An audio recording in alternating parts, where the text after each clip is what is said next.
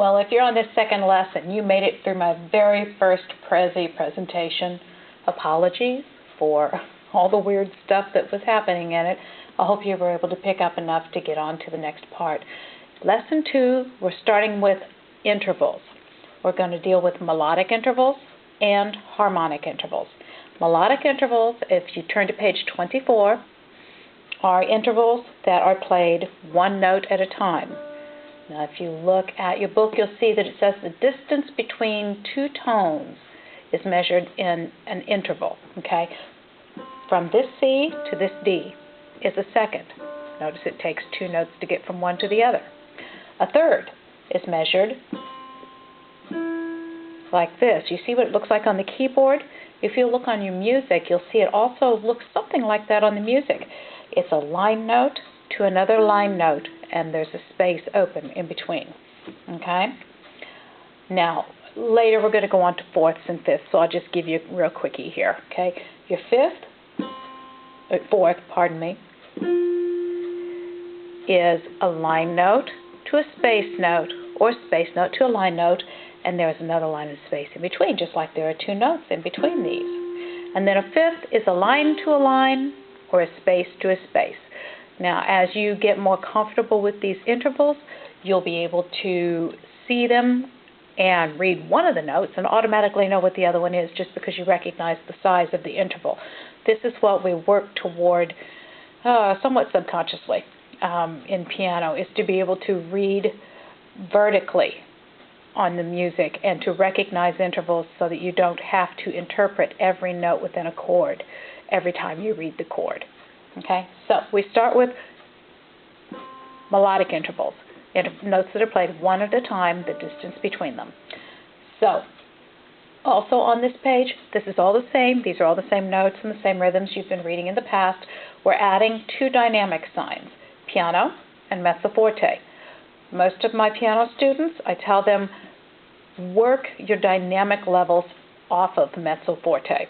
Mezzo forte is a comfortable loudness, a comfortable volume, okay, or strength, because in piano, your softness or your loudness comes from the strength you put behind behind striking the key. So a comfortable strike is mezzo forte for you, okay? Piano, you're going to back off of that. It still has to be,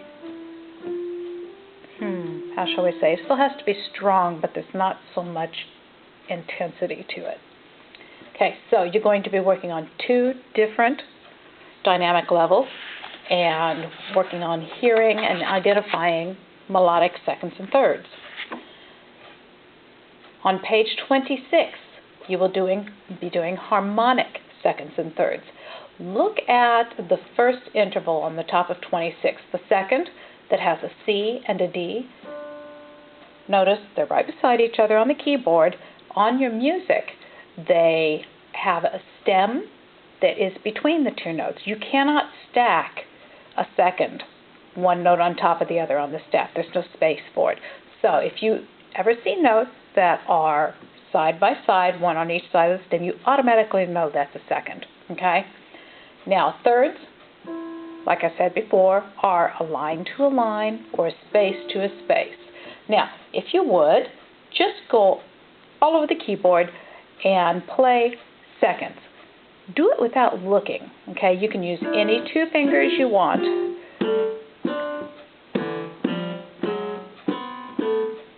But get used to what seconds sound like and feel like without looking. Now, do the same thing with thirds.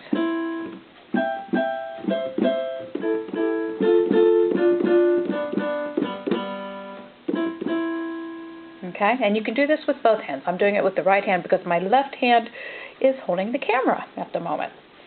So, we're going to be playing with both hands. Notice you're on a grand staff from now on. You're going to be playing intervals. The right hand plays 4 intervals, and then the left hand plays 4 intervals in the exercise. Now, go down to rockin' intervals. We have forte now to add to our repertoire of dynamics.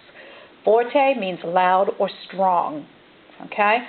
So you give a little more push to your fingers as you play this song. And we have rests. Oh, I gotta get my left hand here.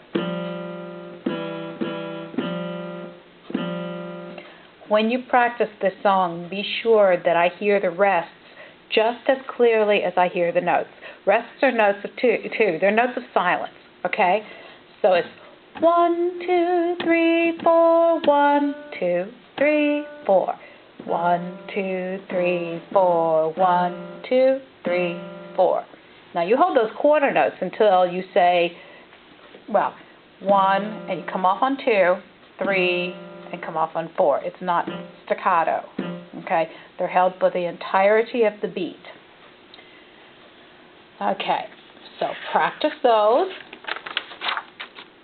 and then turn to page 28, melodic fourths and fifths. Okay, we talked about the distance between the notes of a fourth. You got 2 extra notes in between here. And then the fifth, yeah, I can play a fifth. Okay, now I want you to go all over the keyboard playing fourths. And you're going to have to be careful because your hand will want to contract a little. You can use your eyes for this one until you get really used to it. Okay, and then do the same thing with fifths. Fifths are easier, can you tell? Okay, now, again, your exercises are the same notes, the same rhythmic values, and some quarter rests. And we get to page 30, which is the first song that you get to play all the way through, Jingle Bells. Now, the instructions say to find all the melodic fourths or fifths in the right hand. Do that. Find them. There aren't that many. I see a fourth. I see a fourth. And that's it. Okay? And then find the harmonic fourths and fifths in the left hand. Well, it's just pretty much full of it.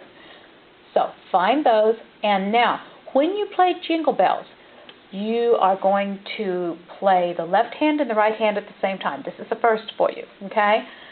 Notice you've got, well, let's see, I'll pull your music up here.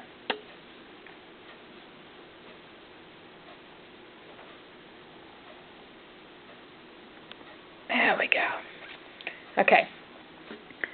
First beat, right hand plays E, and the left hand plays C and G, an interval of a fifth.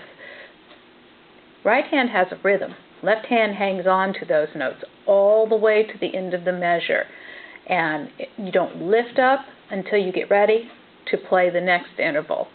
Same thing again, all the way through the measure. You only lift your fingers when you prepare to play the next interval. Okay?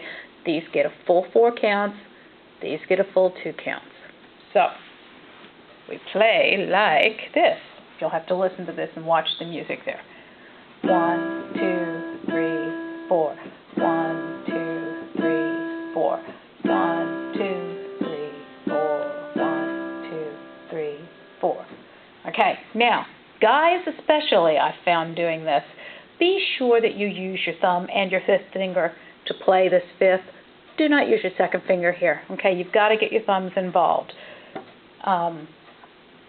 Use the correct fingering. It will matter later. It matters now, but it'll matter a lot later. So, have fun putting this together. Oh, and also play the correct rhythm. There are no dotted quarters. No dotted quarters. There we go. And eighth notes in this, okay? You can't play.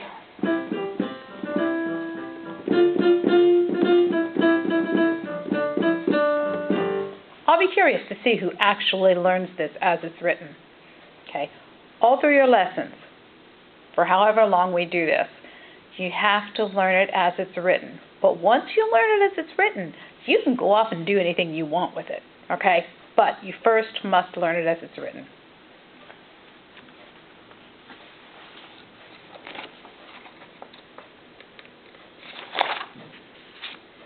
Now, what you've all been waiting for, a chord. Woohoo!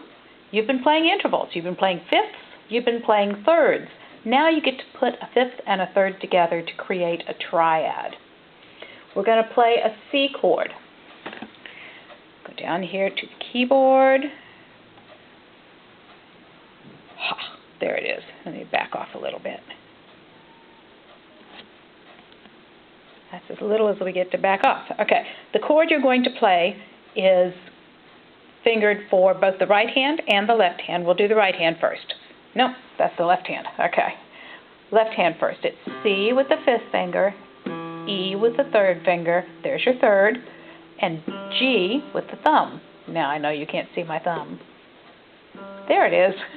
Okay, so you have an interval of a 5th and an interval of a 3rd. Same thing happens with the right hand. Where's my right hand? Oh, there it is. C and E, there's your 3rd, and then add a G to it, there's your 5th. Okay, now this is a C major chord. This particular interval is a major 3rd, and 5ths are perfect pretty much all the time. Okay, so what would happen if I made this major 3rd into a minor 3rd by shrinking the size of the interval a half step and still put the 5th on top? C minor chord. So the only difference between a major chord and a minor chord is a half step between the 1st and 3rd. Okay, so we're sticking with major chords, C major.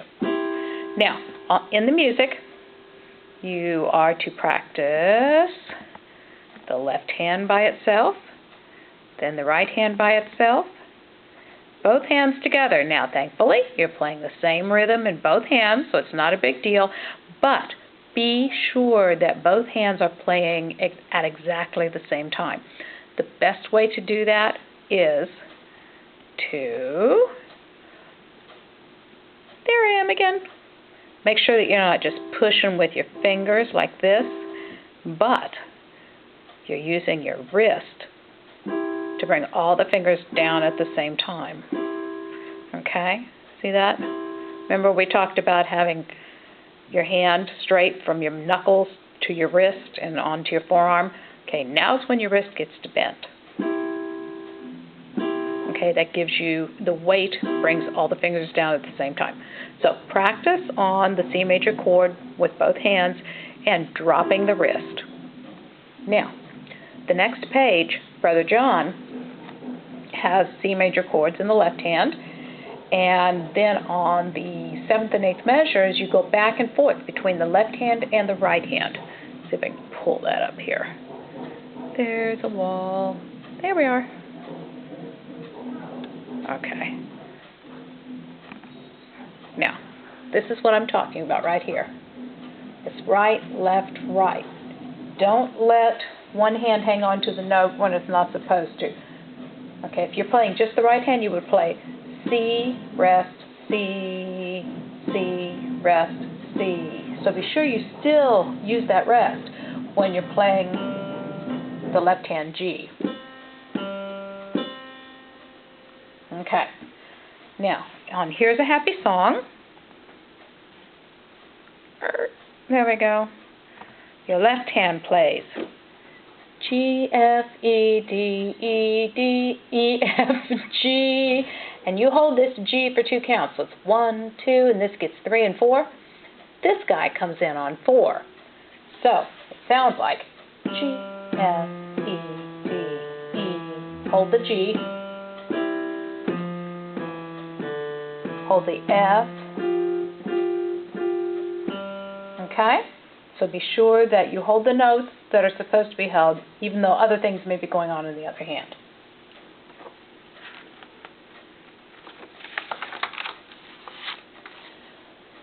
Okay. The next lesson is going to be introducing the G7 chord. So we're going to wait and do that in a separate one. In the meantime, be sure to do your eMusic theory, and I am going to post also for this lesson a beginning introduction to Finale. Okay, that will come. I think that's going to be in slides though. So good luck with your lesson. Practice as much as you can, and we'll go from there.